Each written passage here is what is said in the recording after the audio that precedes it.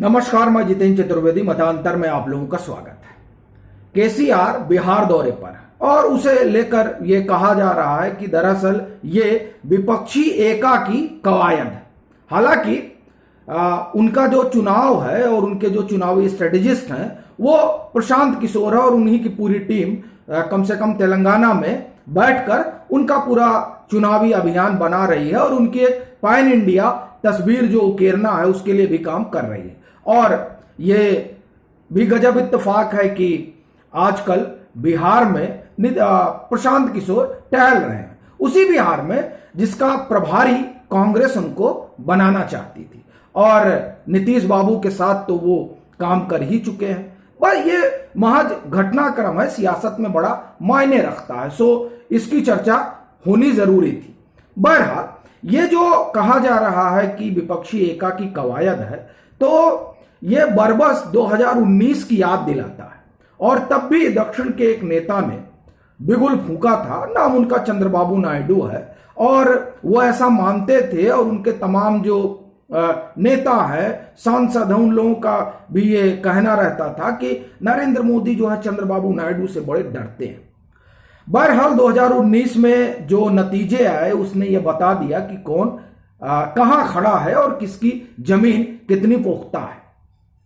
और जब आप 2019 को देखते हैं और 2024 पर नजर डालते हैं जो आने वाला है और जिसको लेकर कहा जा रहा है कि तैयारियां चल रही हैं, तो सवाल एक ही तरह के खड़े होते हैं कि चेहरा कौन होगा, मुद्दा कौन होगा, कॉमन मिनिमम इनका कार्यक्रम क्या होगा। ये तमाम सवाल खड़े हो जाते हैं, लेकिन हम उन सवालों पर नहीं जाते हैं। हम इस पर आते हैं कि दरअसल केसीआर ये जो बिहार गए हैं इसका मतलब क्या है। तो इस मतलब को समझने के लिए दो तीन बातें हमें समझनी होंगी। पहला, बिहार और तेलंगाना कई मामलों में समानता रखता है, भले से एक उधर है और एक इधर है। जातीय आधार पर अगर देखें तो ओबीसी की आबादी तेलंगाना में भी बहुत है और बिहार में भी बहुत है। दूसरी चीज, जो स्ट्रेटजी तेलंगाना में भाजपा अपना रही है वही स्ट्रेटजी कमोबेश बिहार में भी लागू की जा रही है। उसका एक उदाहरण हम देते हैं आपको, फिर आगे चलते हैं। हैदराबाद में जब राष्ट्रीय कार्य परिषद हुई भाजपा की, तो उस कार्य परिषद से पहले तमाम नेता जो है वहां की 119 विधानसभा सीटों पर गए। वहां उन्होंने अलग अलग कार्यक्रम किए, लोगों से फीडबैक लिए और फिर वहां का जो कॉस्मोपॉलिटन सिटी जिसे आप कहिए हैदराबाद, वहां फिर जो तमाम मुख्यमंत्री जो हैं, बड़े बड़े मंत्री, वो वहां अन्य जो तमाम जगहों से लोग आए हैं और वहां रह रहे हैं, उनसे उन्होंने मेल मुलाकात की और फीडबैक लिया। और फिर वहां आप देखिए कि प्रजा संग्राम यात्रा है, बाइक यात्रा है, बूथ तक पहुंचने की कवायद है। ये तमाम चीजें तेलंगाना में चल रही हैं, क्योंकि तेलंगाना में भाजपा की अपनी कोई जमीन नहीं है और वो वहां पर अपनी जमीन बनाने की कोशिश कर रही है। और उस कोशिश में वो पूरा, आप ये कहिए कि वो संगठन झोंक दिया गया है और उस संगठन में आरएसएस की बड़ी भूमिका है। आरएसएस वहां तक पेनिट्रेट भाजपा को करा रही है जहां संभवतः टीआरएस ने सोचा भी नहीं था। और जो सर्वे आ रहे हैं, एक ही सर्वे आया है, उस सर्वे में टीआरएस और भाजपा के बीच मतों का प्रतिशत जो है सिर्फ 6-7% बचा है। तो आप समझ सकते हैं कि केसीआर की क्या परिस्थिति है। तो यही स्ट्रेटेजी जो है वो बिहार में भी लागू की जा रही है। आपने अगर गौर किया हो तो जो ओबीसी मोर्चों का, माफ करिए, ओबीसी नहीं, भाजपा के तमाम मोर्चों की जो पटना में बैठक हुई थी, उस बैठक में एक तो देश भर से लोग आए थे, डेलीगेट्स, और दूसरा वो जो पूरा वो बैठक से पहले सभी वहां की 200 जो कॉन्स्टिट्यूएंसी है बिहार की, खबर यह है कि 243 में गए थे सर, लेकिन औपचारिक तरीके से यही कहा जा रहा है कि 200 में गए थे। वहां वो गए और वहां वो रात रुके, वहां से उन्होंने फीडबैक लिया। और अब इसी तरह की योजना बिहार में भी है कि हर जिले में और हर प्रखंड, हर ब्लॉक, हर बूथ तक भाजपा को एनर्जाइज करना है, पूरी भाजपा को झकझोर कर रख देना है इस लिहाज से, ताकि मिशन 35 तक पहुंचा जा सके।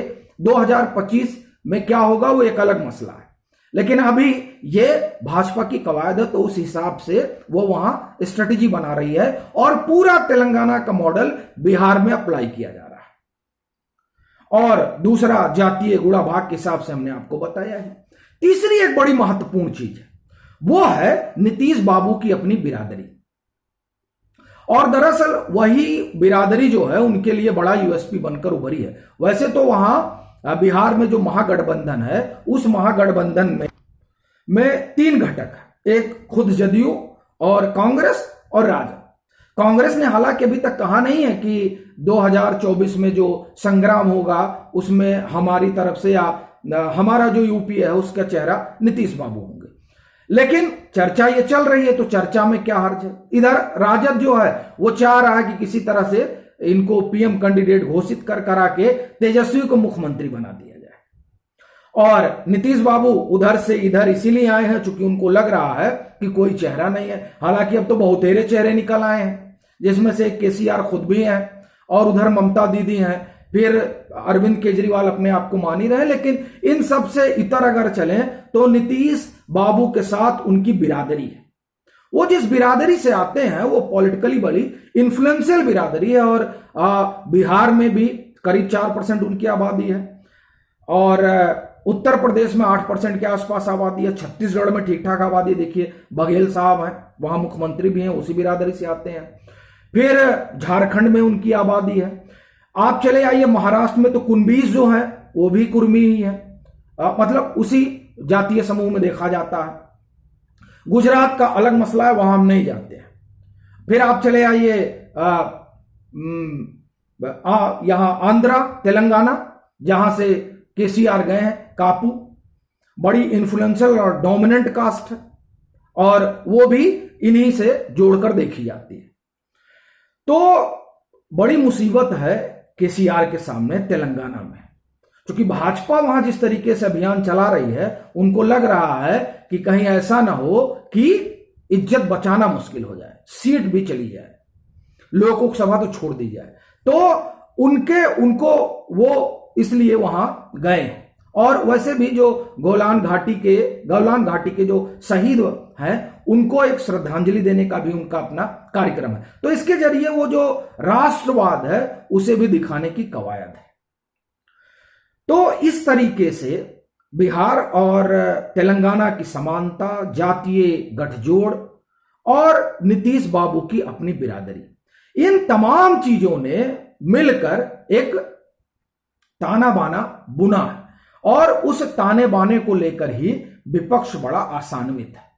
लेकिन इसमें एक चीज और है जिसको ऐसा लग रहा है कि इग्नोर किया जा रहा है, और वो जो हमने शुरू में कहा डोमिनेंट कास्ट। जैसे सवर्ण में डोमिनेंट कास्ट है तो उनसे जो गैर सवर्ण बिरादरियां हैं वो नाराज रहती हैं और उनके पक्ष में लामबंद होना पसंद नहीं करती हैं। उसी तरह से ओबीसी में ये जो डोमिनेंट कास्ट है, इनके पक्ष में लामबंदी हो पाएगी, ये बड़ा सवाल है। और ये सवाल इसलिए खड़ा हुआ है क्योंकि सामने नरेंद्र मोदी का चेहरा है, जो ओबीसी की डोमिनेंट कास्ट से नहीं आते हैं। और डोमिनेंट कास्ट है कुर्मी और यादव। उत्तर प्रदेश में यही प्रयोग हुआ था जो सफल रहा। हरियाणा में भाजपा ने यही प्रयोग किया था, डोमिनेंट कास्ट जाट। महाराष्ट्र में यही प्रयोग हुआ था, डोमिनेंट कास्ट, गैर मराठाओं को इकट्ठा किया गया था। और अभी आप देखिए कि वहां जो लोग महाविकास अघाड़ी की बात कर रहे हैं, उसमें जब महाविकास अघाड़ी कहते हैं तो शिवसेना आती है तो भी मराठा, और एनसीपी आती है तो भी मराठा, और कांग्रेस का कुछ बचा है क्या वहां? तो जो डोमिनेंट कास्ट है वो है कुर्मी और यादव, और ओबीसी में, और नरेंद्र मोदी गैर डोमिनेंट कास्ट से आते हैं ओबीसी की, वो अति पिछड़ा में आ जाते हैं। तो ऐसी परिस्थिति में यह ताना बाना कहां सफल होने वाला है?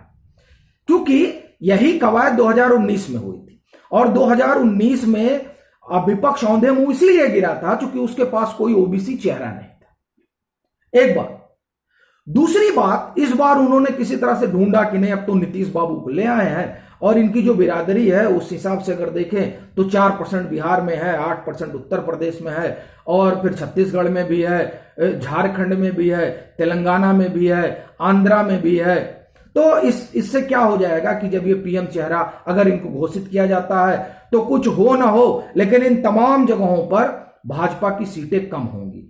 सवाल यह है कि भाजपा की सीटें कम तब होंगी जब जो अति पिछड़ा है वो छोड़ेगा, जैसे कि उत्तर प्रदेश इसका उदाहरण है। अगर उसने छोड़ा होता तो भाजपा औंधे मुंह गिर पड़ती। तो भाजपा औंधे मुंह गिरी नहीं, क्योंकि वो इकट्ठा रहा, एकजुट रहा भाजपा के साथ। और लोकसभा चुनाव में तो नरेंद्र मोदी का ही चेहरा होगा। ऐसी स्थिति में क्या वो उस गैर डोमिनेंट जो बिरादरी है उसे नरेंद्र मोदी के चेहरे से अलग कर पाएंगे? यह बड़ा सवाल है और असल में यही सवाल जो है वो विपक्ष के लिए सिरदर्द है।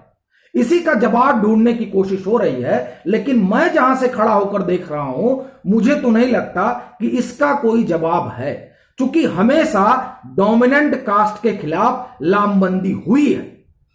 मैं अभी भाजपा की विचारधारा वाले मसले पर नहीं जा रहा हूं, क्योंकि जब हिंदुत्व उसमें आता है तब तो कई जगहों पर बिरादरियां अपना बंधन तोड़ देती हैं और वो भाजपा के पक्ष में लामबंद हो जाती हैं। लेकिन हम अभी उस विचारधारा पर आ ही नहीं रहे। हम बात सिर्फ उस जातीय गुणाभाग की कर रहे हैं जिसमें समूचा विपक्ष लगा हुआ है और उस जातीय गुणाभाग में भी जो भाजपा का चेहरा है, जो मौजूदा प्रधानमंत्री हैं, उनके सामने औंधे मुंह और गिरा और हताश ये विपक्ष दिखाई देता है। अभी के लिए फिलहाल इतना ही। अगर आप मतांतर से नहीं जुड़े हैं तो जुड़िए, वीडियो को लाइक कीजिए, शेयर कीजिए और अपने सुझाव जरूर साझा कीजिए।